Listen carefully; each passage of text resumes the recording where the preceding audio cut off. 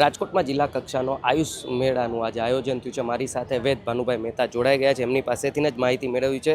પહેલાં તો ભાનુભાઈ, આખું આયોજન શું છે સમગ્ર?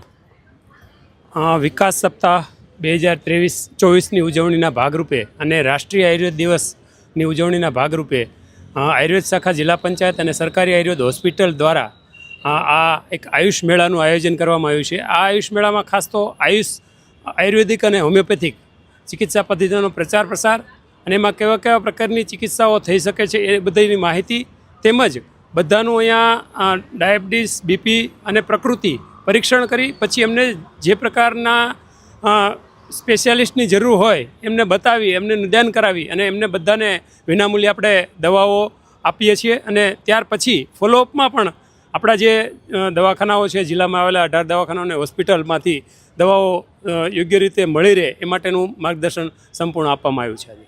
જનજાગૃતિનું ખૂબ સારું એવું આજે આપણે અહીંયાથી શરૂ કર્યું છે। આયુર્વેદમાં એવી તાકાત છે, કહેવાય છે જડમૂળમાંથી રોગનો નાશ કરે છે। કઈ કઈ અત્યારે આપણે અહીંયા ડેમોન્સ્ટ્રેશન કરી રહ્યા છીએ?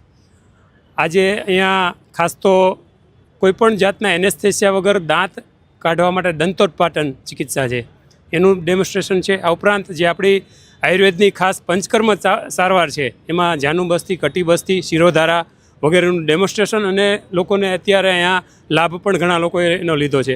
આ ઉપરાંત બાળકો માટે સુવર્ણપ્રાશન અને પેઇન મેનેજમેન્ટ માટે અગ્નિકર્મ અને મર્મ ચિકિત્સા એનું લાઈવ ડેમોન્સ્ટ્રેશન અને લોકોને લાઈવ તાત્કાલિક ઘણાને રાહત અહીંયા થઈ છે।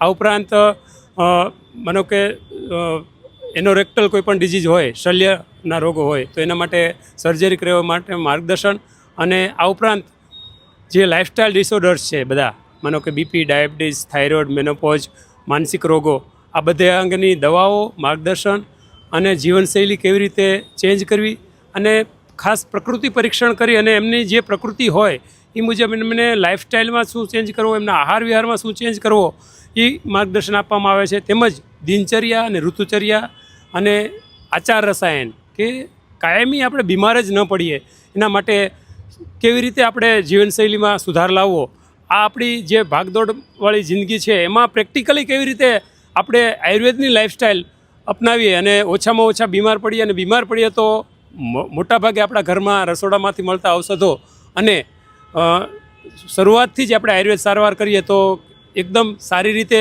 સાજા થઈએ અને કોઈપણ જાતની સાઈડ ઇફેક્ટ ન થાય એ માટે ખાસ બધાને માર્ગદર્શન આપવામાં આવ્યું છે।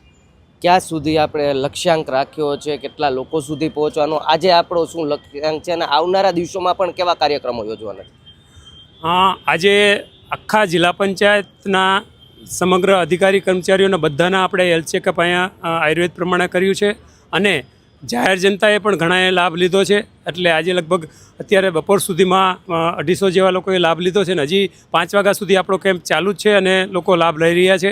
આ ઉપરાંત આપણા બધા દવાખાના દ્વારા દર મહિને નજીકના ગામોમાં આવી રીતે અવારનવાર આયુર્વેદના પ્રચાર પ્રસાર માટે નિદાન કેમ્પો વિનામૂલ્યે થતા જ હોય છે। શહેરમાં પણ આ રીતે આ બધા આપણે કેમ્પો કરીએ છીએ અને સતત લોકોને આયુષ ચિકિત્સા તરફ વળે। અને આપણે જોયું છે કે છેલ્લા ઘણા સમયથી કોવિડ કાળ પછી ખાસ કરીને લોકોનો વિશ્વાસ આયુર્વેદ ચિકિત્સા પદ્ધતિ પરથી વધ્યો છે અને અમારા આયુર્વેદમાં વધારે લોકો લાભ લઈ રહ્યા છે।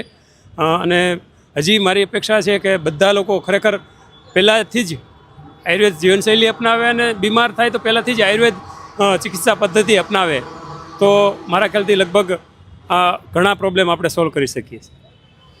રાજકોટ જિલ્લા કક્ષાના આયુષ મેળામાં જે લોકો ખૂબ મોટી તાદાદમાં અહીં આવી રહ્યા છે અને અહીં એમને જે કહેવાય ને આયુષની જે ચિકિત્સા પદ્ધતિ છે, આયુર્વેદની થકી જે કહેવાય ને કે રોગોને અટકાવી શકાય, સાધ્ય અસાધ્ય રોગોને, એ માટેથી તેઓને માહિતગાર પણ કરવામાં આવી રહ્યા છે અને ડેમોન્સ્ટ્રેશન પણ કરાવવામાં આવી રહ્યા છે। કેમેરા પર્સન કેવિન નિમાવો સાથે પ્રતિપાલ સિજાલા, રાજકોટ મિરર।